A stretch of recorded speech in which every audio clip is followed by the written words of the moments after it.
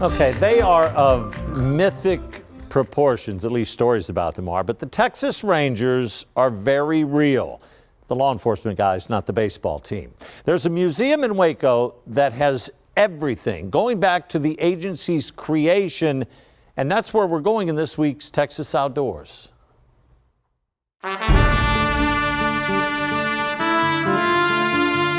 They were created before Texas was even a state. Hundreds of movies and books have been written about them, and everything you would ever want to know can be found right here.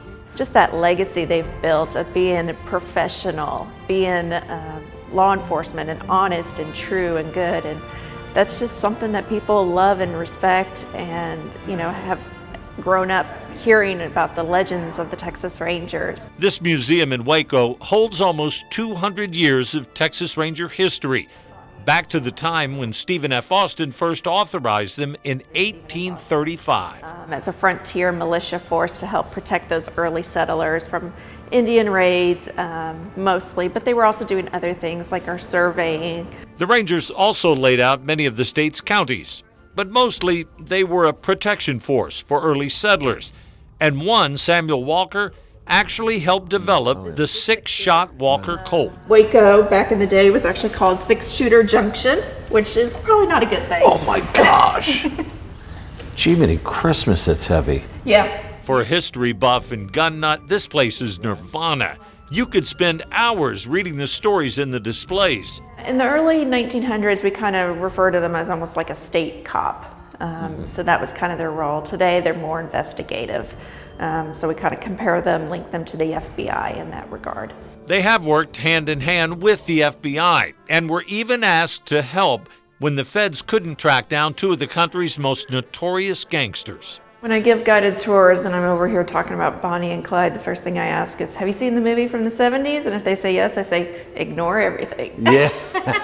Ranger Frank Hammer came out of retirement to track down Bonnie and Clyde. Story has it, he never talked about it after the ambush where Bonnie and Clyde were killed because he didn't like what he had to do. There's a story behind every face that has worn this badge.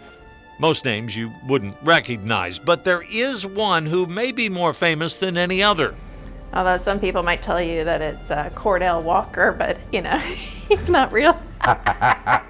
Chuck Norris may have made Texas Ranger a household term, but there are only 176 real-life Texas Rangers. It's something that you work all your career to promote and become a Texas Ranger. And although their stories may not be as colorful as Norris's or bring dreams of the Old West, they are still out there, keeping the legend alive. One time I heard a ranger say, when I was a state trooper, nobody wanted my signature, right? That meant they were speeding. Right. And then when he made ranger, people would come up to him at lunch and say, can I have your autograph? You're a Texas Ranger. So we actually stopped there on the way back from the state fair last week, and it's rather ironic. The Texas Rangers were formed 184 years ago yesterday. We didn't plan that. If you love history, especially Texas history, I would highly encourage you to stop by the museum. It's in Waco, just on the east side of I-35, right before you cross the Brazos. Make a great day trip, fabulous history lesson for the kids, too.